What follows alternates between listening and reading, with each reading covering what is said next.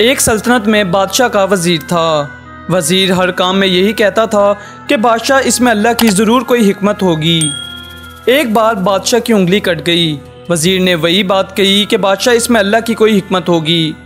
बादशाह को इस पर शदीद गुस्सा आया कि मेरी उंगली कट गई है और तू हिकमत कह रहा है। बादशाह ने वज़ीर को नौकरी से फ़ौरन निकाल दिया। वज़ीर ने नौकरी से निकलते वक्त भी यही कहा कि ज़रूर अल्लाह की इसमें कोई हिकमत होगी। अगले दिन बादशाह शिकार पर गया और रास्ता भूल गया।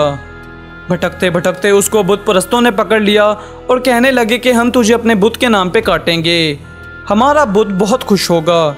बादशाह ने उनकी लाख मिन्नतें की मगर वो लोग ना माने। अब बादशाह को रस्सियों से बांध दिया गया। बुत परस्तों का बड़ा साधु आया। उसने कहा इसको चेक करो, इसमें कोई ऐब तो नहीं, हम उसी को काटते हैं जो सही बदन वाला हो।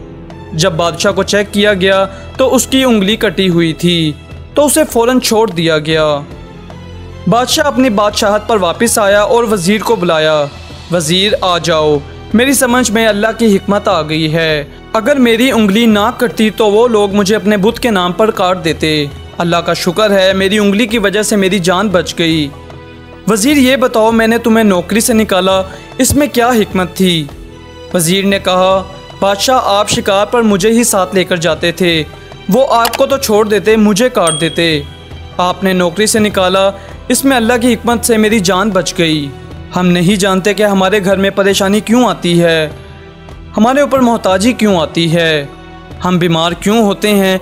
इस तरह की बातों से अपना जहन मत बनाएं, इसमें भी ज़रूर अल्लाह ताला की कोई हिकमत होगी। जो है उस पर शुक्र अदा करें।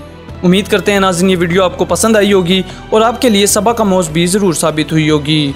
आपसे फिर मुलाकात होगी एक नए मौजू के साथ। तब तक के लिए अपना बहुत ख्याल रखिएगा। अल्लाह निगहबान।